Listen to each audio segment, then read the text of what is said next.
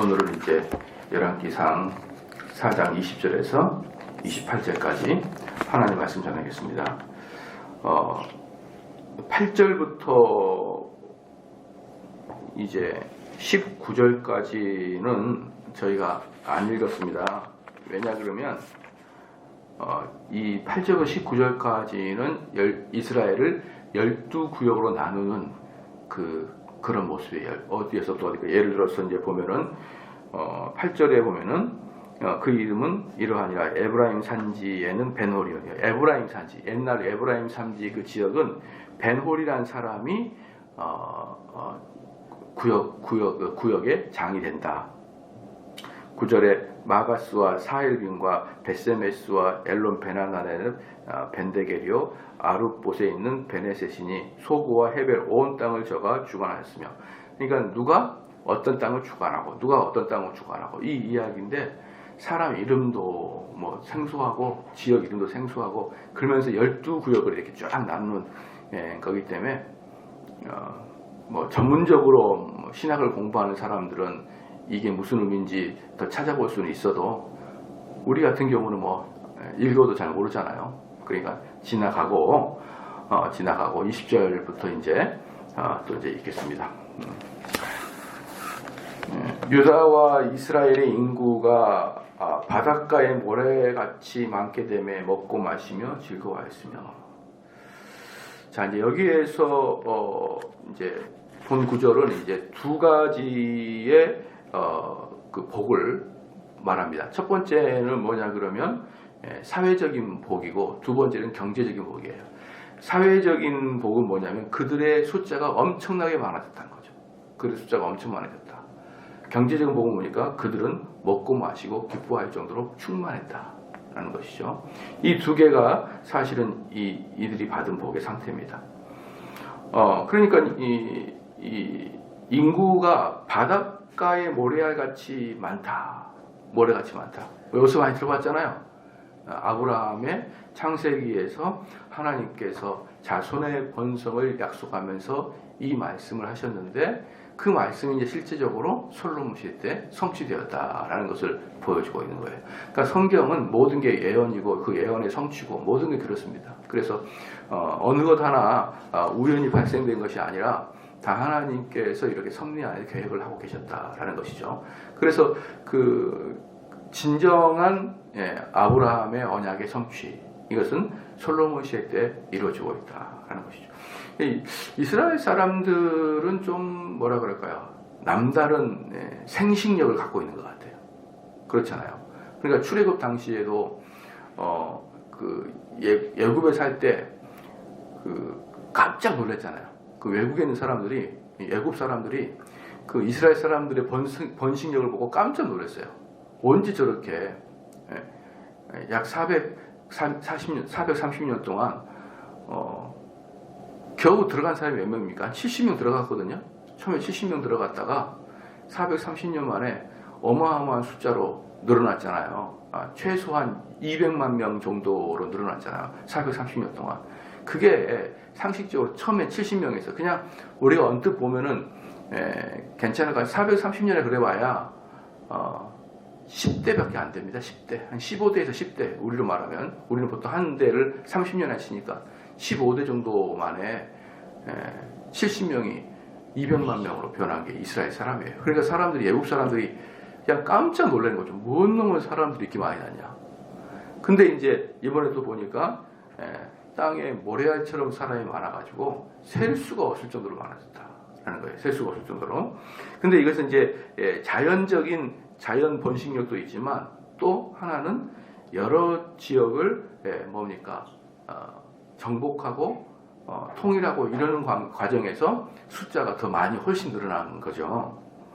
그 다음에 21절에 솔로몬이 하수에서부터, 이 하수라는 것은 어디냐면 유브라데 강을 이야기합니다. 유브라데 강을 하수에서부터 블레셋 사람의 땅에 이르기까지 애굽 지경에 미치기까지와 애굽 지경에 미치기까지의 모든 나라를 다스림으로 그 나라들의 공을 바쳐 솔로몬이 사는 동안 섬겼더라. 유브라데 강이 이스라엘을 보면은 이스라엘의 뭡니까 동쪽 요단강에 요단강 쫙 들어오지 않은 황량한 사막 그곳에 유브라데강이 딱 흐르거든요. 그 유브라데강이 어디입니까? 거기서 문명도 발전되고 하는 이스라엘하고 상당히 멀리 떨어져 있는 그 강인데 거기에서부터 어디까지 지중해 연안까지 다 다스리고 또 어디까지 아래로는 애국 국경까지 다스렸다는 것이죠. 예. 그러니까 지금 지중해 연안에는 어떤 나라가 있습니까? 블레셋이라는 나라가 있잖아요. 블레셋. 그러니까 블레셋도 이 솔로몬 시기에는 속국은 되지 못했어도 완전히 속국은 되지 못했어도 이스라엘에게 조공을 바치는 그런 나라였습니다. 그래서 동쪽으로는 유브라데강부터 서쪽으로는 지중해 연안까지 밑으로 남쪽으로는 애국과 국경지대까지 어마어마한 땅을 차지한 것입니다. 그래서 이스라엘은요 이때 솔로몬은 4가지 방식으로 그 외교를 했습니다. 외교 및 그 나라를 다스리는 게 4가지 방식이었는데 첫 번째는 단에서 부에세바까지는 전통적으로 이스라엘의 오리지널 족속을 이야기하는 거예요. 전통적인 오리지널 족속 단에서 부에세바까지를 다스리는 첫 번째 이스라엘 12지파를 다스리는 내용이고, 두 번째는 뭐냐 그러면은 이스라엘이 정복한 나라들이 있어요. 정복한 나라들이 예를 들어서 모압, 에돔, 암몬 이런 나라는 다 정복했어요. 모압, 에돔, 암몬은 정복했어요. 그럼 정복한 것은 뭐냐면은 일제가 한국을 정복했듯이 그런 식으로 이제 한일합방처럼 들어가 버린 거죠. 그래서 거기 모든 외교, 그 다음에 국방, 경찰 이 모든 것들은 다 손을 놔야 됩니다. 그때 우리도 일본 사람들이 우리를 점령할 때 첫 번째 외교권부터 박탈했잖아요. 그러니까 그런 것들을 다 빼앗는 거죠. 그 한마디로 한일합방 같은 그런 관계, 그게 바로 모압, 에돔, 암몬 이런 나라들이었습니다. 그러니까 이런 나라는 인종이 다르는 한 국가가 된 것이죠. 세 번째는 하맛, 소바, 블레셋 같은 나라입니다. 이건 뭐냐면 자치권을 허락하되 조공을 바치는 국가였습니다. 조공을 바치는 국가. 그러니까 그래도 뭡니까? 이 자치권이 허락됨에도 불구하고 조공을 허락하기 때문에 두 가지의 봉신관계, 주종관계가 형성됩니다. 어떤 관계냐 그러면 너희들이 나한테 충성을 다해서 우리가 조공을 바쳐, 세금처럼 조공을 바쳐. 그럼 우리는 너희들을 침략하는 국가를 우리가 보호해줄게. 이제 이게 봉신관계 또는 종속관계라고 이렇게 이제 표현할 수가 있는 거예요. 그러니까 옛날에 이제 뭡니까? 몽고가 이런 정책을 썼습니다. 이런 정책. 그래서 우리가 옛날에 몽고한테 여러분 조공 많이 마쳤잖아요. 조공도 마치고 특별히 몽고 사람들이 우리나라 사람이 좋아하는 것 중에 하나가 뭐냐면 우리나라 여자를 좋아했어요. 우리나라 여성들이 다른 동아시아에 있는 여성보다 키가 더 크고 그 다음에 얼굴이 하얗고 그래서 그 옛날부터 여성들을 좋아했다고 합니다. 몽고 사람한테 여성을 바치면 그러다가 이제 돌아온 애들을 우리는 어떤 나라에 했죠? 몽고한테 가서 여성이 가서 그 몽고 사람하고 관계를 갖고 아이를 낳아요. 그럼 그 아이가 돌아와 한국으로. 그럼 그 아이를 우리 뭐라고 했습니까? 시작. 경건한 교회에서는 그런 말을 하면 힘들어요. 호로 새끼가 바로 몽고 애들이 호로 새끼잖아요. 그래서 얼마나 많이 우리 고려 여인이 올라가가지고 얼마나 많은 몽고 2세들이 왔는지 그게 일종의 사회의 어떤 한 단어가 돼버렸어요. 한 단어. 그래서 이제 몽고에 가서 자기 아버지가 누군지 몰라요. 그래서 이제 그 다음부터는 아버지 없는 아이를 그런 이제 이름을 써서 별칭이 됐어요. 그만큼이나 우리 몽고들의 여성을 그렇게 상납을 많이 했었다고요. 우리가 그렇게. 그러니까 이제 몽고 같은 경우는 그거예요. 딱 먼저 그 전쟁이 딱 시작되면 너희들이 항복하면 내가 너희들을 지켜줄 것이고 너희들은 우리가 원하는 조공을 바쳐라. 이렇게 첫 번째 딱 합니다. 근데 그 조공이 엄청나게 강하게 살 수 없도록 그렇게 막 밀어붙여버린 겁니다. 조공을. 그래서 이제 그러니까 안에 대항을 하잖아요. 그러면 하나도 남김없이 싹 쓸어버려요. 네, 하나도 남김. 아예 다 죽여버립니다. 다 죽여버려요. 그 다 불러 태워버립니다. 다 불러 태워요. 이 몽골이라는 국가가 재밌는 게 뭐냐면요. 다른 나라는요. 점령을 하지 않습니까? 점령을 하면은 그 나라 사람, 점령국 사람들을 다 죽이질 않아요. 왜 죽이질 않냐면 나중에 노예로 삼으면 되니까. 노예로 삼으면 되니까. 근데 몽골은 노예가 필요 없습니다. 왜 노예가 필요 없냐면 노예는 어떤 나라가 필요하냐? 농업국가에서 노예가 필요한 거예요. 근데 몽골은 목축업입니다. 목축업. 말 타고 젖 짜고 염소 키우고 그래서 노예가 필요 없습니다. 노예만 만들어 놓으면 나중에 걔네들이 반란도 일으켜요. 그러니까 만약에 보편적인 농업국가에서는 우리를 점령하게 되면은 혹시 반란이 일어날 것을 가정한다 그래도 다 죽이지 못해요. 그 많은 농토들을 관리해야 되니까. 근데 몽골은 필요 없어요. 우리는 뭡니까? 단지 목축업입니다. 그러니까 말 안 되면은 그 지역 사람은 전멸을 시켜버려요. 전멸을. 누구랑 비슷합니까? 이스라엘은 비슷하잖아요. 이스라엘 가나안을 전멸시켰잖아요.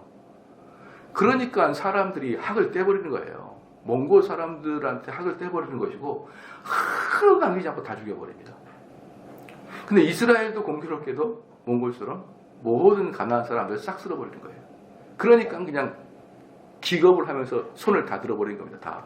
다 들어버리는 거예요. 몽골은 자기네 나라의 독특성 때문에 그러지만 이스라엘은 하나의 명령이라고 해가지고 싹 쓸었던 거예요. 그러니까 모든 사람들이 완전히 진멸을 당하든지 그게 누굽니까? 이 모압, 암몬 애들 끝까지 대항하다 싸웠잖아요.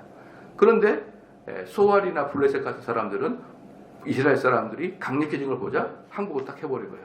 내가 조공을 바칠 테니까 우리를 멸절시키지 마라. 그 대신 다른 사람들이 쳐들어왔을 때 우리를 막아달라. 그리고 뭐가 되냐? 너희들이 이스라엘 사람들이 외적의 침입을 받으면 우리가 군사를 파견해 줄게. 이런 관계. 그러니까 주종 관계가 형성된 겁니다. 그래서 세 번째로 관할해야 될 게 주종 관계. 첫 번째 뭡니까? 원래 이스라엘 백성들. 두 번째는 완전히 합방한 그 모압이나 암몬 족속들. 세 번째는 소알이나 그 다음에 블레셋 같이 주종 관계 형성된 국가들. 그 다음에 네 번째는 애국처럼 동맹 관계를 맺은 국가들. 동맹 관계를 맺은 국가들이 이렇게 된 것입니다. 이 동맹이라는 것은요. 이 동맹이라는 것은 뜻이 뭐냐 그러면은 동맹이라는 뜻은 이스라엘이나 애굽에 외적이 딱 침입을 하면 군사 개입을 자동으로 하는 거예요. 자동으로. 그러니까 군사 개입이 자동됩니다. 그래서 이제 만약에 이스라엘의 본토에 사람들이 쳐들어왔어요. 그럼 자동 개입이에요. 그런데 만약에 이스라엘이 저기 아수르를 침공합니다. 이스라엘이 만약에 아수르를 침공해요.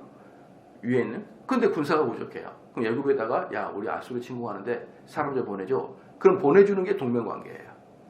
무슨 말인지 알겠죠? 그러니까 동맹관계는 군사적인 원조를 즉시 해주는 것을 동맹관계라고 합니다. 그렇지 않으려면 동맹관계를 맺을 필요가 없죠. 그런데 우리나라하고 미국은 동맹관계예요. 그렇잖아요. 그래서 우리나라 미국 동맹관계인데 옛날에 여러분 우리나라 군인들을 많이 유엔군에 파견한 것들을 여러분 혹시 기억이 났을 거예요. 근데 그때도 우리나라에서는 뭡니까 미군을 파견하니 많이 한국군을 파견하니 많이 왜 미국군이 아프간을 침공하는데 우리가 가야 되니 우리 막 논쟁을 많이 했었어요. 그래서 이제 보내긴 보냈는데 직접적인 전투 부대원이 아니라 전방에서는 미국군이 공격을 하고 후방의 그 관리들 실제로 하는 경찰 같은 역할을 그렇게 파견했어요. 서해 수호부대 이런 거 있잖아요. 파견했는데 걔네들은 아프간 사람들과 직접 전쟁을 하는 게 아니라 전쟁 후반부에 있는 치안을 담당하는 군사로 보내죠. 그러니까 뭡니까 훨씬 덜 두렵죠. 그때 이제 우리나라에 막 논쟁하다가 그럼 겨우 보내는 것이 바로 후방 안전과 그 다음에 그 치안 유지와 병 고치는 의료 부대가 갔어요. 근데 그때 엄청나게 논쟁이 있어요. 근데 참 사람들이 이 개념이 없는 게 뭐냐면 동맹국가라는 것은 미국이 부르면 가는 거예요. 우리나라도 어려우면 미국이 와야 되고 미국이 어려우면 우리도 가야지. 그게 동맹인데 아니 우리나라에 미국군이 파견하는 것 때문에 미국 사회가 논쟁하고 그러지 않잖아요. 근데 우리는 파견할 때 막 논쟁을 해. 그러니까 저는 우리나라 사람들이 좀 개념이 좀 없는 것 같아요.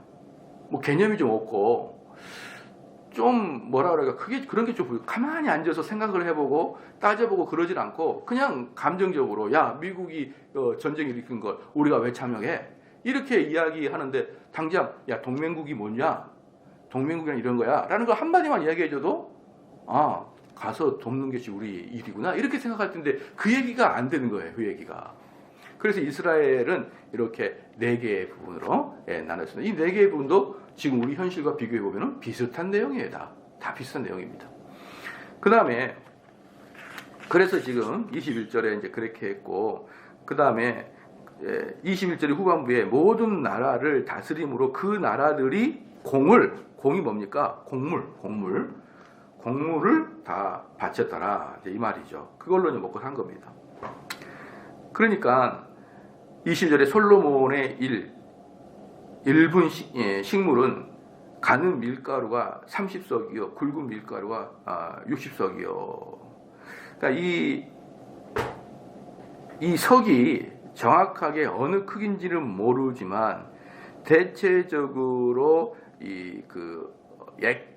액체나 이렇게 부피를 말하는 단위인데 학자들이 연구를 해보니까 약 1석이 230리터 정도 된다라고 이야기합니다. 1석이 230리터 정도 된다라니까 여기서 보면은 밀가루가 30석이요, 굵은 밀가루가 60석이다. 그래서 230리터. 그러니까 한 끼를 1분 식물. 그러니까 한 끼를 먹는 거예요. 하루에 한 끼를 먹는데 밀가루 30석, 굵은 밀가루 60석. 그러니까 총 밀가루는 90석을 먹는 거죠. 그러니까 여기다가 230리터 곱하기 90을 해보면 하루에 먹는 양에 나타나죠. 아마 그 작은 밀가루, 굵은 밀가루 말고 얇은 밀가루, 이것은 아마 가는 밀가루는 아마 고위 대작들이 먹었을 것이고 굵은 밀가루는 궁궐 안에 있는 좀 낮은 사람들이 먹었을 거예요. 그러니까 지금 여기에 있는 사람들이 궁궐 안에 누가 삽니까? 어제도 말씀드렸지만 왕의 직계자손, 그 다음에 고위 관료들의 처자, 또 고위 관료들의 처자 밑에 또 누가 있죠? 걔네 종이 있잖아요. 종. 그 다음에 외부에서 오는 사신, 그리고 또 여러 가지 그 속에서 장사하는 사람, 왕궁 안에서 또 그것을 돕는 수많은 종들, 이런 사람들이 다 먹는 겁니다. 다 먹는 거예요. 단지 그 솔로몬의 직계자손만 먹는 게 아니고 그 궁궐 안에 있는 모든 사람이 먹어요. 그럴 때 엄청난 양의 음식을 먹는 것입니다. 얼마나 많이 먹냐면 23절에 살찐소가 열이요. 초장에 살찐소가 열인데 이 살찐소는 뭐냐 그러면 우리로 말하면 한우나 미국소를 말합니다. 한우나 미국소를 말하고 초장은 뭐냐 그러면 뉴질랜드나 캐나다 또는 아르헨티나 같은 그런 소예요. 이 차이가 뭡니까? 살찐소는 뭐냐 그러면 고기로 키우기 위해서 곡물로 의도적으로 먹여서 키우는 애들 있잖아요. 살 팅팅하게 부어서 딱 쪼개면 마블링이 쫙 끼어가지고 쫙 해서 구수한 그 소고기. 오늘 집에 가서 또 소고기 드셔야죠. 그 소고기는 살찐소예요. 그러니까 사실은 건강은 초장에서 키우는 소가 더 좋아요. 근데 맛은 비교가 안 됩니다. 맛은 마블링이 쫙 끼어있는 한우가 훨씬 맛있어요. 그다음에 초장은 당연히 풀을 먹여서 키우는 소. 이 소가 살찐소가 10이요, 초장에서 20이요, 양이 100이며 그 외에 숫사슴과 노루와 암사슴과 살찐새. 이 살찐새는 뭐냐면은 거위나 타조나 아니면 작게 말하면 닭 같은 걸 말하는 거예요. 살찐 새들이었더라. 여러분 한 끼를 먹는데 이거 뭐요? 엄청나죠? 엄청나. 이 사람들을 이 고기로 이렇게 이 사람이 몇 명 정도 먹었나 대충 계산해 보니까 약 24,000명 정도가 먹는 양이 나와요. 24,000명.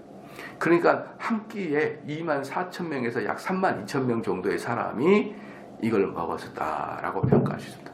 네, 엄청나죠. 그런데 이렇게 많이 먹는 이유는 뭐냐면 솔로몬이 풍성하게 대접을 해줬기 때문에 그래요. 솔로몬이 풍성하게 대접을 해주는데 두 가지 면에서 대접을 해주는 거예요. 궁궐에서 일하는 사람들의 자부심을 높이는 것이고, 대신들도 얼마나 자부심이 났겠어요. 예, 전쟁이 나면은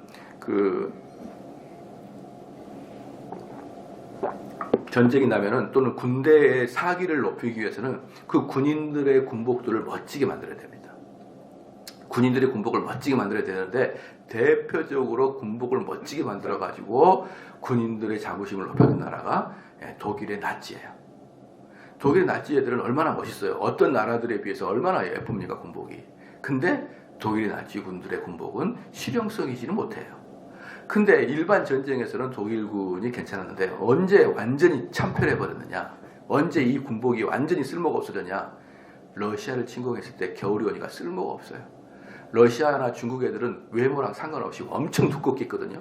근데 이 독일 애들은 옷에 맵시가 떨어진다고 두꺼운 거 못 입게 해가지고 다 얼어 죽었어요. 독일 사람들이 러시아에 와가지고. 그런데 이렇게 옷으로도 사람들의 사기를 높이게 하지만 또는 뭘로? 맛있는 풍족함을 주면서 사람들의 사기를 높이는 거예요. 야, 옛날에는 우리가 살 때 엄청나게 힘들었는데, 제가 옛날에 중국 선교 가니까 그러더라고요. 중국 선교 가니까 그 사람들이 전부 다 70년대, 60년대, 70년대에 살아왔던 사람이잖아요. 그때는 굶어 죽은 사람이 많아요. 근데 지금은 넘쳐납니다. 먹을 게, 중국이. 그러니까 중국이라는 나라가 공산 일당 독재임에도 불구하고 일반 서민들은 공산 독재자들에게 하나도 불만이 없어요. 목사님, 옛날에는 뭐 고기 하나 못 먹었습니다. 이렇게 걔네들은 중국 애들은 연변말 쓰거든요. 하나도 못 먹었습니다. 근데 지금은 뭐 풍족합니다. 다 공산당 덕분이죠. 다 그래요. 우리가 밖에서 볼 때는 야, 중국이라는 나라 정말 이거 못 말리는 나라네. 요즘에는 중국이 전 세계 욕을 먹어요. 근데 중국이라는 나라에 딱 들어가게 되면은 시진핑을 다 이렇게 높이 평가합니다. 시진핑 이전도 그렇고 다 그 사람들이 우리를 이렇게 굶지 않고 먹이고 살리고 이런 걸 보면서 속으로 야, 정말 이렇게 다르구나. 완전히 달라요. 제가 옛날에 가가지고 그랬거든요. 만약에 사람들이 자기 나라에 살 수가 없어서 이민을 가거나 또는 정치적인 뭐라 그럴까요? 그 망명을 신청할 때 주로 사람들이 어디를 가겠냐? 제가 물어봤어요. 답은 어디입니까? 미국이죠. 미국. 사람들은 이민을 가거나 정치적 망명의 1순위가 미국이잖아요. 저는 미국이란 답을 기대하면서 물어봤더니 다들 중국? 다 그러는 거예요. 야, 이 사람들이, 중국이라는 사람들은 자기 안에서 너무나 그 자기들의 중화 사상이 강하구나라는 것을 제가 또 한 번 느꼈네요. 그러니까 이런 식으로 많이 먹여주면요, 그 이전에 비교해 보십시오. 맨날 그 외부의 사람들이 침략해 가지고 다 박살나가지고 다 무너져가지고 먹을 것도 없고 피줄도 없는데 솔로몬이 되고부터는 어때요? 그냥 풍족하게 먹으니까 관료들이나 귀족들이나 이런 사람들이 솔로몬을 얼마나 드높이겠습니까? 또 하나 있습니다. 또 하나가 뭐냐면 솔로몬이 평화를 유지하기 위해서 여러 나라 사람들을 다 불러요. 비록 자기들의 합병이 된 그런 나라, 또 속국이 된 나라, 이런 나라 사람도 다 부르고 애굽에 있는 다 같은 사람을 불러가지고 그들을 풍성하게 대접하는 외교전을 핀 거예요. 외교전을 핀 겁니다. 그러니까 여기서 먹고 마시기만 위해서 아니라 사실은 평화를 유지하기 위해서 돈을 많이 쓰고 있다는 걸 여러분 볼 수가 있습니다. 평화 유지하기 위해서는 돈을 많이 써야 돼요. 옛날에 이런 말 있잖아요. 곳간에서 인신난다고요. 그러니까 다른 사람의 마음을 살려면 여러분 주머니를 열고 그들을 먹이고 용돈도 줘야 되고 그러한 거예요. 그래야 사람을 살 수가 있는 것입니다. 그걸 바로 솔로몬이 했던 거예요. 24절에 솔로몬이 하수 2편을 집사에서부터 가사까지, 하수 2편이 뭡니까? 아까도 유브라데 강이라고 했잖아요. 하수, 그러니까 그 하수의 2편에 있는 딥사라는 곳에서부터 어디까지? 가사가 어디예요? 블레셋의 도시가 가사예요. 블레셋의 도시. 그러니까 동에서 서까지예요. 모두 다스림으로 하수 2편의 모든 왕이 다 관할한 바 되매 저가 사방에 둘린 민족과 뭡니까? 평화가 있었으니 이 평화를 유지하려고 그 유브라데 강부터 시작해가지고 블레셋에 있는 그 모든 사람들, 또 밑에 있는 애굽에 있는 사람들에까지 사람을 불러서 외교전을 그렇게 철저하게 했다 이 말입니다. 그러니 25절에 솔로몬이 사는 동안에 유다와 이스라엘이 단에서부터 브엘세바까지, 단에서부터 브엘세바까지 뭡니까? 이스라엘의 전통적인 관할구역을 단에서부터 브엘세바라 그랬잖아요. 단에서부터 브엘세바에 이르기까지 각기 포도나무 아래 무화과 나무 아래서 안연히 살았더라. 그러니까 오리지널 이스라엘 사람들은 포도나무와 무화과 나무 밑에서 기쁨과 즐거움으로 살았다. 왜 그랬습니까? 제가 포도나무와 그 무화과 나무 위치라는 뜻이 뭐라 그랬죠? 얘네들은 작물을 재배하고 거기서 열매를 따 먹으려고 그러면은 최소한 1년 동안은 아무런 전쟁이 없어야 됩니다. 아무런 전쟁이 없어야 심고 먹는 거예요. 그런데 또 올해는 전쟁이 없는데 내년에 전쟁이 있으면 어떡하지? 이런 두려움이 있으면 또 심지도 못해요. 그러니까 이렇게 포도나무 밑에나 무화과 나무 밑에서 안연하게 기쁨으로 편안하게 포도주를 심고 재배하고 그것을 이렇게 먹으려고 그러면 최소한 3에서 5년 정도는 전쟁이 전혀 없어야 됩니다. 그래야 사람들이 이제 전쟁이 없는 나라구나, 전쟁이 없는 시대가 됐구나, 그러면서 편안하게 거기서 먹고 있는 거예요. 이것은 뭐냐 그러면 이스라엘에게 침공한 자들이 없었다라는 거예요. 언제까지? 솔로몬이 죽을 때까지 어떤 나라도 이스라엘을 침공하지 못한 것입니다. 그러니까 이제 이 사람들이 안연하죠. 솔로몬의 병거의 말에 외양간이 4만이요 마병이 1만 2천이요. 이 외양간의 4만의 병거와 마병이 이렇게 있는 것은 뭐냐면 그렇게 외교적으로 해도 또 뭡니까? 국방적으로도 아무도 접근하지 못하도록 단단하게 외교와 국방을 철저히 한 것이죠. 외교와 국방을 철저히 한 것입니다. 그렇죠? 그래서 20절에 그 관장들은 각각 자기 달에 솔로몬 왕과 왕의 상에 참여하는 모든 자를 위하여 먹을 것을 위하여 부족함이 없게 하였으며 각 지역에 있는 사람들은 열심히 농사를 지어가지고 그 왕실에 먹을 것이 떨어지지 않도록 산의 진미를 갖다 나르는 그런 복을 받았어요. 또 저희가 각기 직무를 따라 말과 준마에게 먹일 보리와 꼴을 그 말이 있는 곳으로 가져왔더라. 이것만 봐도 어떻습니까? 이것만 봐도 얼마나 많은 그 것들을 그렇게 합니까? 그런데 이제 여러분 쭉 보니까 어때요? 하나님이, 그러니까 이 솔로몬의 그 기사는 뭐냐 그러면 하나님의 복의 현실을 보여주는 거예요. 현실을. 하나님 복의 현실. 그러니까 그 하나님 복이 임하게 되면 어떻습니까? 모든 게 풍족해지는 거죠. 모든 게. 마음도 풍족해지고 이때 당시에 하나님이 이스라엘을 풍족하게 하기 위해서 제가 지난번에 주일날 오후 시간에 설교를 했었는데 놀라운 건 뭐냐면 이스라엘만 딱 쳐다보면요 풍족해졌던 거예요. 그럼 이게 이스라엘이 잘해서 솔로몬이 잘해서 그러느냐? 아니라니까요. 그 당대에 이스라엘을 괴롭힐 제국이 하나도 없었어요. 제가 그때 말씀드렸잖아요. 위에 아수르란 제국이 이제 막 싹트는 제국이죠. 그러니까 아수르도 이스라엘하고 견주어서 아수르가 더 강하다고 말할 수가 없는 단계고, 밑에 애굽은 이제 종이 호랑이가 돼 있고, 나머지는 고만고만하고. 그러니까 이스라엘이라는 사실 이 땅에 이제 이스라엘이 위에서 단에서부터 밑에 애굽까지 다 점령했거든요. 애굽까지 점령했고, 그 다음에 옆으로는 유브라데스 강부터 해가지고 지중해까지 엄청난 큰 제국을 간대. 이것을 지도로 비교해 보면 기껏 해봐야 한반도밖에 안 돼요. 한반도 크기밖에 안 됩니다. 그 당시는 엄청난 땅 크기죠. 지금 여러분 이스라엘 가게 되면 경상남북도만 해요. 지금은 이 경상남북도만 하는데 원래 오리지널 소스는 경상남북도예요. 그런데 한반도만 커졌으니까 어마어마하게 커진 거죠. 그것은 그 당시에는 상당히 큰 국가였거든요. 근데 나중에 아수르는 그 다음에 바벨론 같은 국가는요 중국 반만큼 큽니다. 나중에 그냥 비교가 안 되는 거예요. 비교가. 그러면 그 이스라엘 사람들이 왜 그렇게 여러분 안위를 했죠? 아수르나 바벨론이 크지 않았기 때문에 그러는 거예요. 그럼 그들을 크지 못하게 한 게 누굽니까?